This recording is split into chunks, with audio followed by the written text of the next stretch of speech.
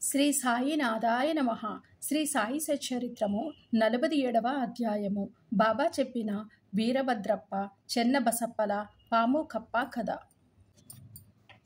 గత అధ్యాయములలోని 2 మేకల పూర్వ వృత్తాంతమును బాబా వర్ణించను. ఈ అధ్యాయమును కూడా అట్టి పూర్వ వృత్తాంతములను వర్ణించు వీరభద్రప్ప యొక్కయు చెన్నబసప్ప యొక్కయు కథలు చెప్పుదుము.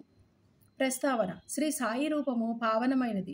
ఒక్కసారి వారి వైపు దృష్టి నిగిడించినచో ఎన్నో గత జన్మల విచారమును నశింపజేసి ఎంతో పుణ్యం ప్రాప్తించునట్ల చేయును. వారి దయాదృష్టి మనపై వరపినచో మన కర్మబంధములు వెంటనే విడిపోయి మనం ఆనందమును పొందుదము. గంగానదిలోని స్నానము చేయు వారి పాపములన్నీయును తొలగును. అట్టి పావనమైన నది కూడా యోగులు ఎప్పుడు వచ్చి తనలో మునిగి తనలోని ప్రోగైన పాపములన్నింటినీ వారి పాదధూళిచే పోగొట్టెదరాయనే ఆతురతతోనే చూచును. యోగుల పవిత్ర పాదధూళి చేతనే పాపమంతయును కడుగుకొని పోవుననియు గంగామాతకు తెలియను. యోగులలోని ముఖ్యాలంకారము శ్రీ సాయి. పావనము చేయి ఈ క్రింది కథను వారి నుండి వినుడు. పాము కప్ప.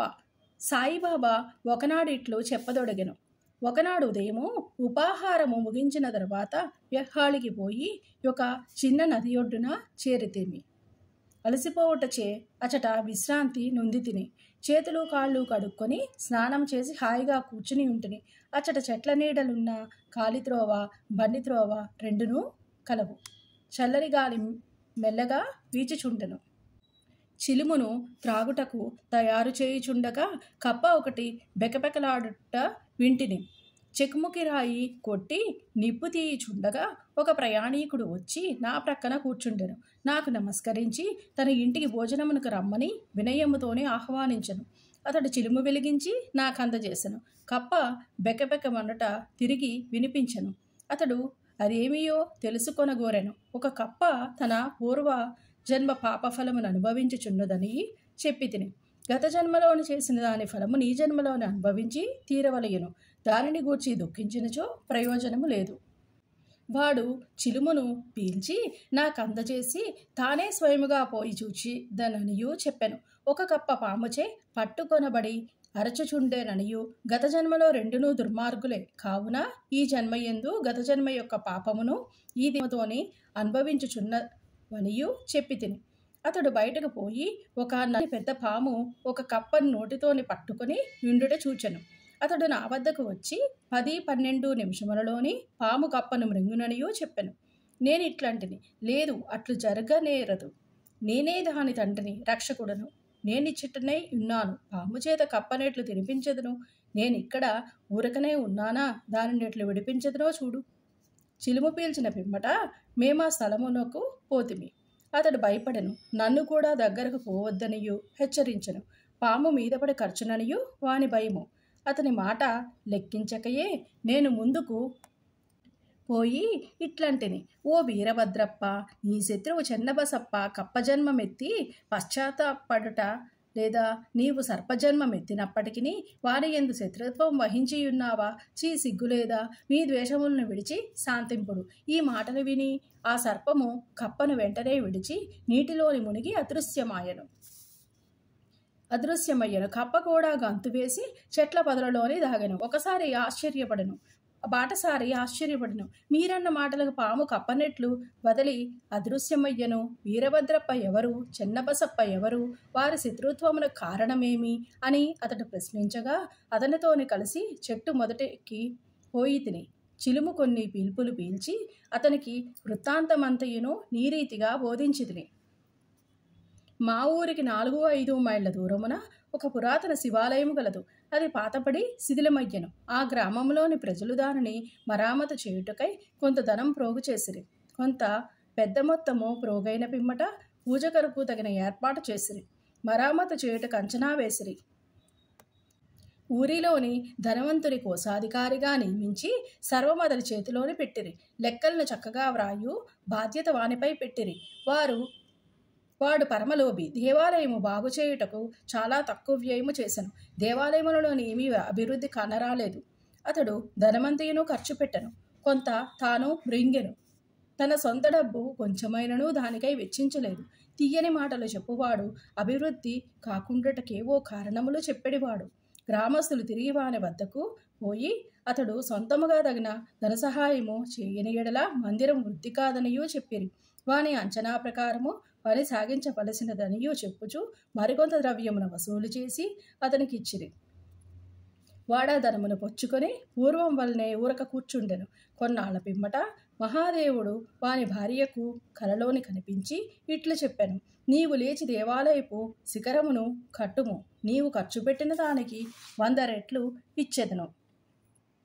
ఆమె ఈ దృశ్యమును తన భర్తకు చెప్పెను.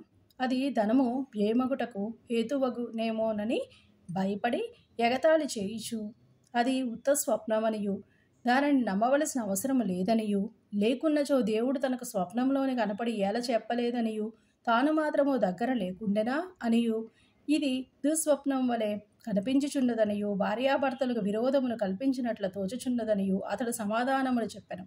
అందుచే ఆమె ఊరుకొనవలసి వచ్చెను. దాతలను బాధించి వసూలు చేయు పెద్ద మొత్తము చందాలయందు దేవునికి ఇష్టముండదు. భక్తితోనూ ప్రేమతోనూ మన్ననలతోనూ ఇచ్చిన చిన్న చిన్న మొత్తములకైనను దైవము ఇష్టపడను. కొన్ని దినముల పిమ్మట దేవుడు ఆమెకు స్వప్నములోని తిరిగి కనిపించి ఇట్లనను: భర్త దగ్గరనున్న చందాలను కూర్చి చికాకు చెందవలసిన అవసరము లేదు. దేవాలయము నిమిత్తం ఏమైనా వ్యయము చేయమనియు అతని బలవంతము చేయవద్దు.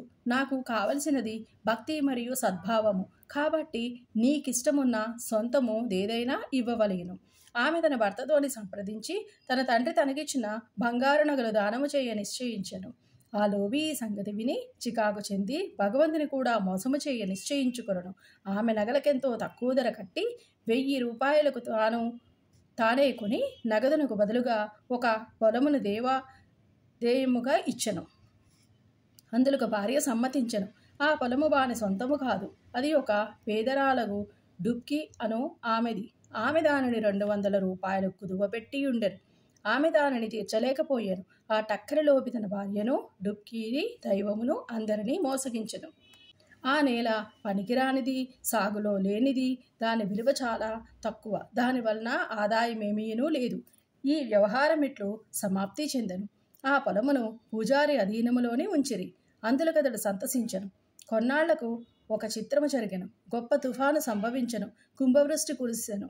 లోబి ఇంటికి పిడుగుపాటు తగిలి వాని భార్య చనిపోయిరి. డుబ్కి కాలగతి చెందెను. తరువాతి జన్మలో ఆ లోబి మధురాపట్టణంలోని ఒక బ్రాహ్మణ కుటుంబంలోని పుట్టి వీరభద్రప్ప అను పేరునుండెను. అతని భార్య పూజారి కుమార్తెగా జన్మించెను. ఆమెకు గౌరీ అని పేరు పెట్టిరి. డుబ్కి మందిర గొరవనింటిలోని మగ